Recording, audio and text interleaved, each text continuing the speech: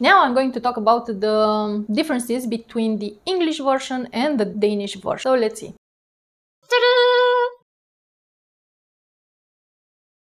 When Department Q first gripped audiences in the Danish film trilogy, with The Keeper of Lost Causes, The Absent One, and The Conspiracy of Faith, it redefined Nordic noir with its oppressive atmosphere, moral bleakness, and psychological weight. The 2024 English language remake attempts to capture that magic for a broader audience. The Danish originals were steeped in that signature Nordic gloom, sparse dialogue, endless grey skies, silences heavy with dread. The remake mirrors the aesthetic with washed out tones and haunting light, but swaps some of that stillness for a grossier, more cinematic finish. The pacing is sharper, more bingeable, a shift that will please some viewers but may lose a fraction of the existential heaviness that made the original so haunting. Carl Mørck was raw and abrasive, almost feral in his emotional detachment. The British Carl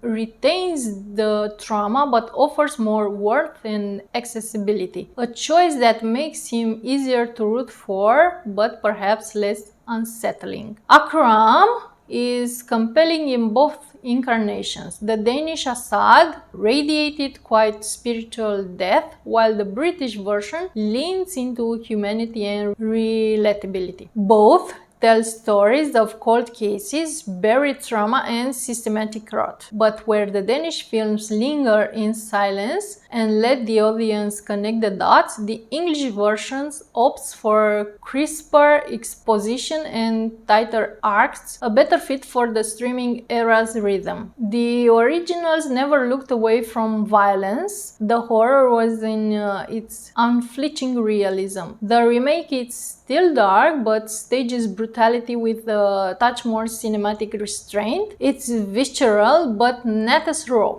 The Danish version often felt like a meditation of guilt and decay, disguised as a crime drama. The British version is still weighty but sits closer to the psychological procedural tradition. So, if you're drawn to the brutal honesty and haunting silence of Nordic noir, you might find the remake a little too neat. But as a getaway into the Department Q world, it's a compelling and atmospheric introduction, one that keeps just enough of the original soul while reshaping it for a new audience.